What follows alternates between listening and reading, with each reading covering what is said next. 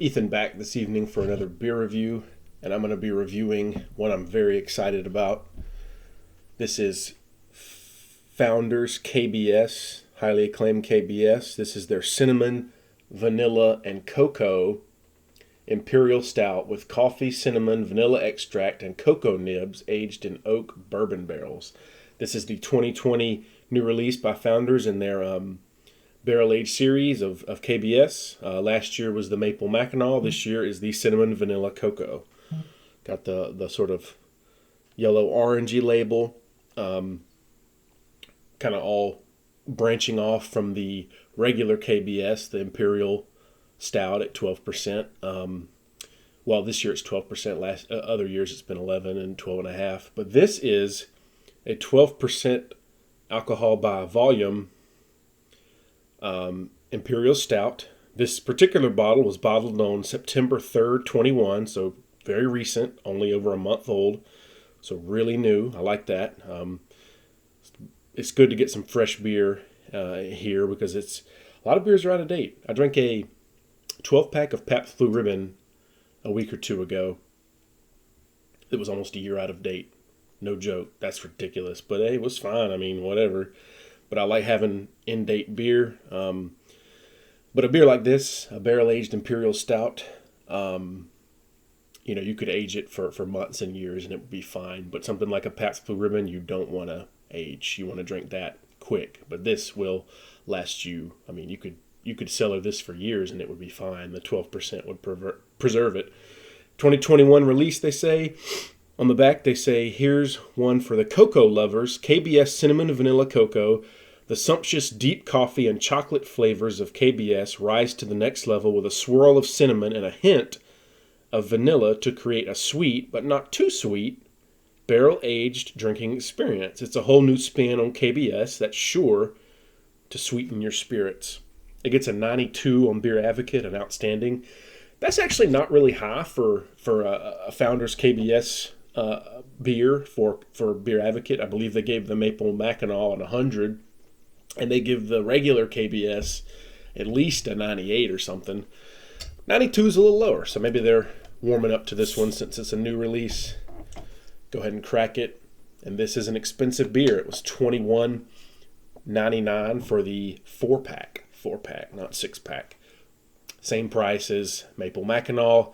The regular Founders KBS has dropped to $15.99 or $16, depending on the store, a 4-pack. So that is a better deal. But the yearly KBSs that come out, they are generally more. So yeah, $21.99 for the 4-pack. Real expensive, but I really wanted to get this one because I love Founders KBS. Let's go ahead and get a pour.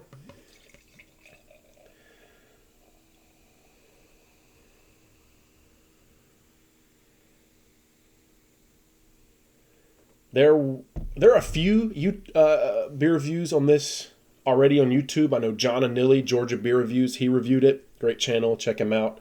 I watched his review and I was like, oh man, I got to get that one. Great review. I've reviewed this. I've reviewed the regular Founders KBS. I reviewed Maple Mackinaw last year. I reviewed Breakfast Stout and Founders Porter.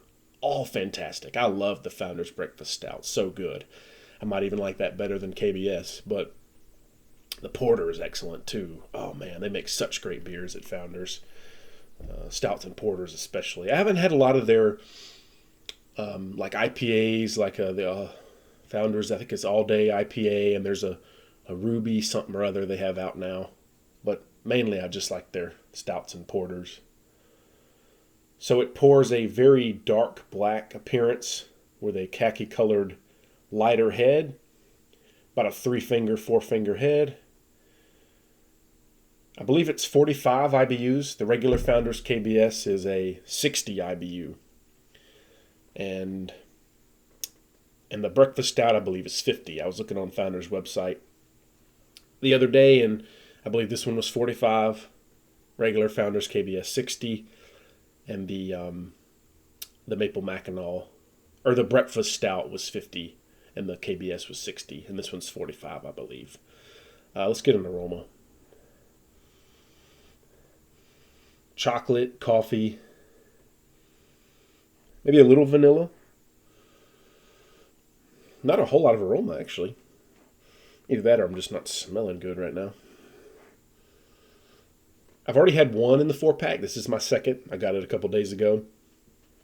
Such a dark appearance. I mean, there is no light passing through. Black, like midnight black. No brown or ruby red hints at all in the light. I imagine 12%, probably over 300 calories per 12 ounce. It's, very viscous and like motor oil almost. Let's go ahead and get a sip on that.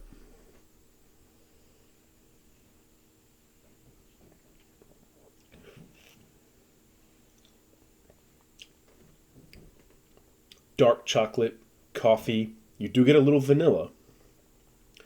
A very cakey, sweet flavor. But again, like it says on the bottle, not too sweet.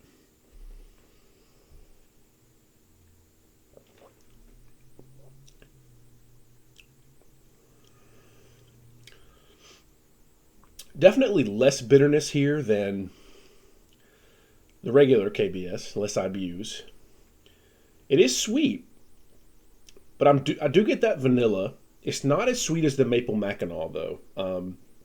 You don't get that deep, fudgy, just cake brownie type flavor that you did with that one. This one's more like,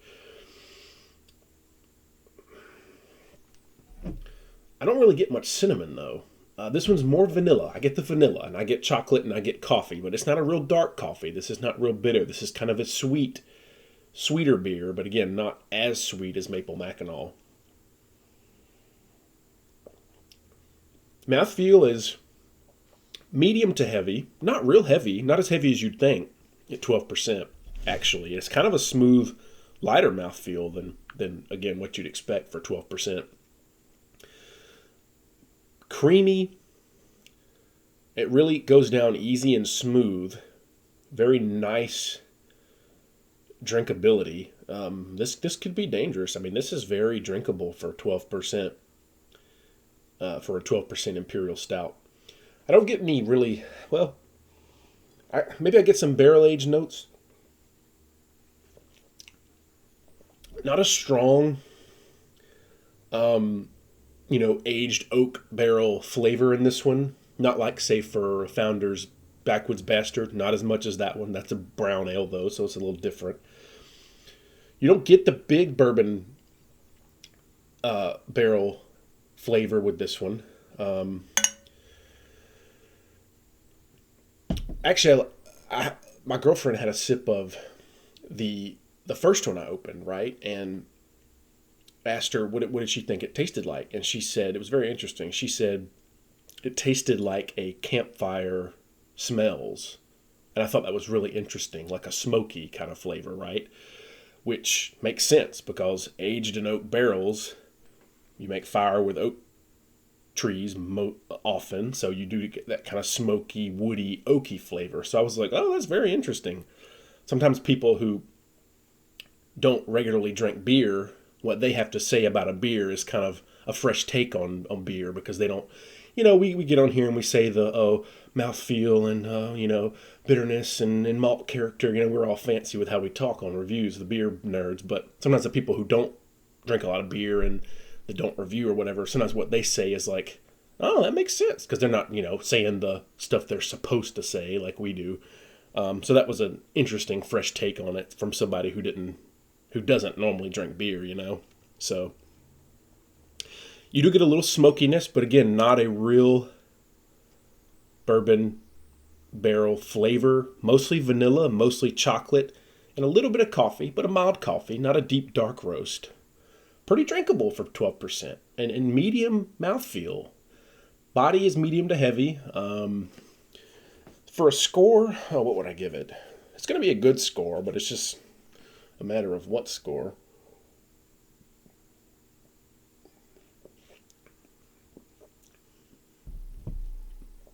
Another thing to note, I haven't kept this in the fridge, right? I've kept it outside at room temperature because I wanted to do that.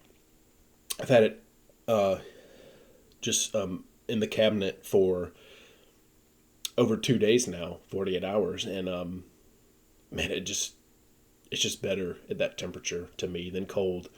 It's such a high ABV beer. I thought, well, why don't I just go ahead and do that? I know I'm going to review it in a few days, so I'm drinking it at room temperature, and it's really good. Better than I think it would be in the fridge. So I did that on purpose, you know. Um, Again, not any cinnamon I'm really getting. I don't know. You other guys who review this, I mean, let me know if you get cinnamon, or I'll watch your reviews if you review it. And I'd be curious to know who would and wouldn't get cinnamon on this, but I'm not really for some reason. I don't know why. I'm definitely getting chocolate and vanilla though. That's the dominant flavor.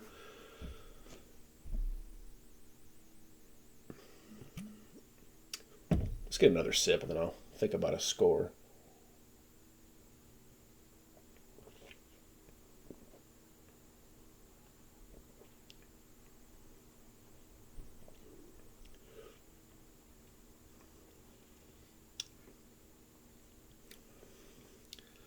Okay, maybe a little cinnamon that time.